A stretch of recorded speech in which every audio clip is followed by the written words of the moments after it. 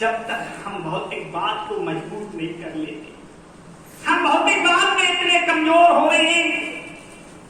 तो बात पीछे की, तो खान पान से हमारी मानसिकता छीड़ हो गई, आज हम कमजोर हो गए।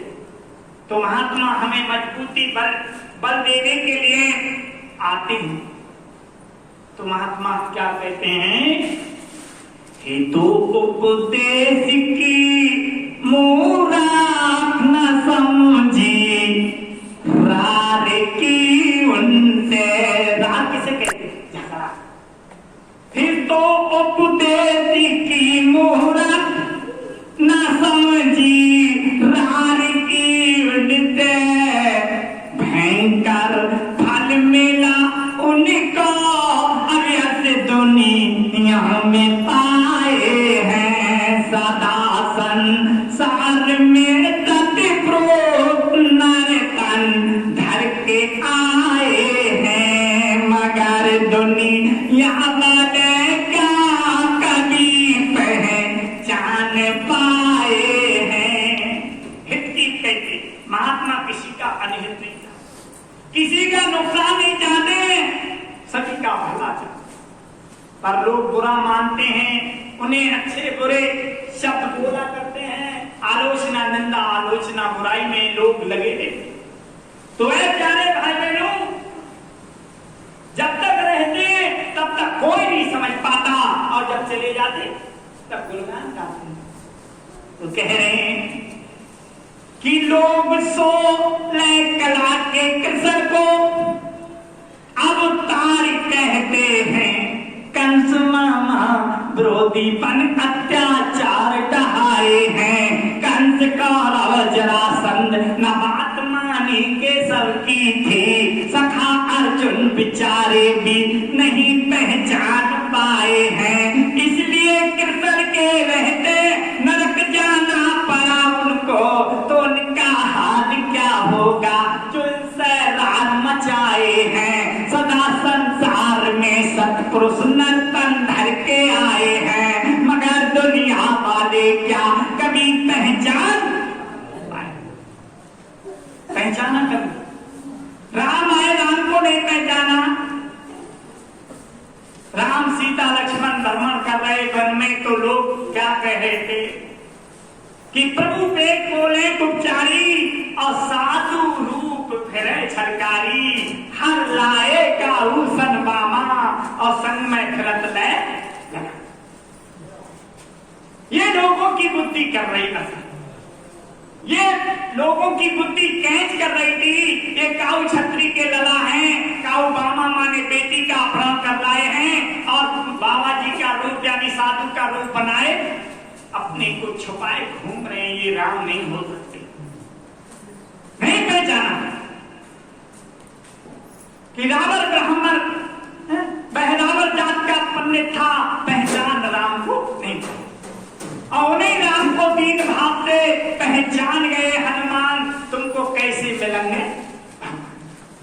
भगवान ऐसे नहीं मिलता, परमात्मा ऐसे नहीं मिलता। लोग ऊंच नीच की भावनाओं से देखा करते हैं, तो भला परमात्मा मिलेगा? उसके बाद भगवान कृष्ण आए, भगवान कृष्ण 16 कला लेकर आए, पहचाना किसी ने? ऐसी लीलाएं करते रहे, किसी ने नहीं पहचाना। और तो और जब महाभारत हो गया, विनाश हो गया, अभी हम सत्संग करने गए,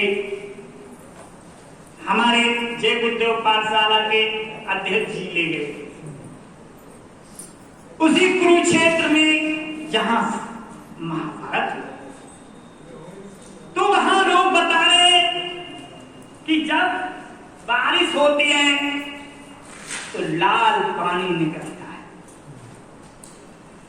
कब द्वापर था, और 5000 साल पहले द्वापर में महाभारत हुआ।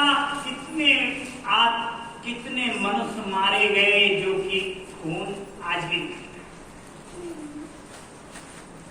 है। ऐसे ही जब जनसंख्या अधिक हो जाती है विनाश होना अनिवार्य है। अब भी विनाश होने जा रहे हैं।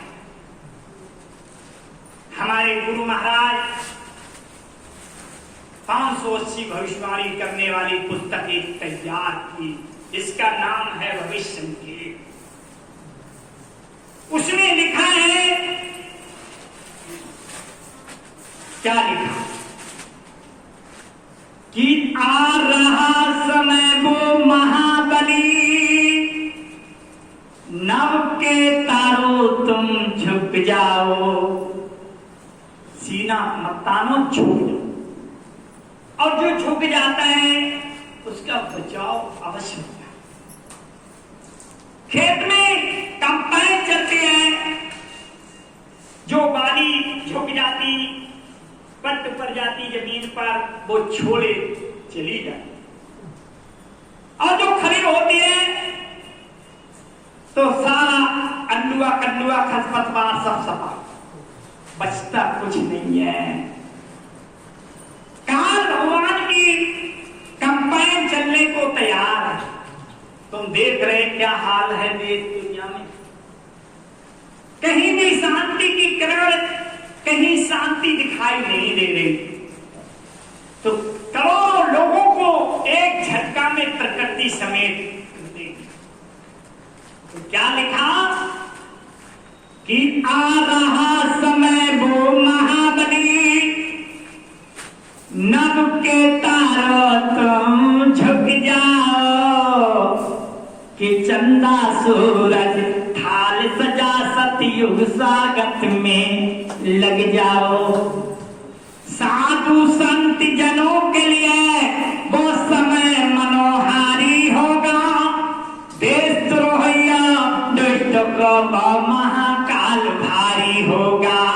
बिजली की तरह वो तड़पेगा, जैसे भादों की बिजली तड़पती है, माता कहने कहती रहती सारा में सांसों का, आए बेटा अंदर आ जा। ऐसे आने वाला समय बड़ा दुखदाई है। वो माफ नहीं करेगा, किसी को नहीं छोड़ेगा। हमारे कर्मों की तलवार हमारे ऊपर लटका दी। राम को, कृष्ण को जन्म लेने की आवश्यकता नहीं। हमने आपने ऐसे कुकर्म किए हैं, ऐसे अमानवीय काम किए हैं, अपने को विचार करें तो अपने से शर्म लगती है। क्विंटल से मछलियां खा गए, टैंकर से दारू हड़क गए, अब क्विंटल से सुल्पा खींच गए, तो ये क्या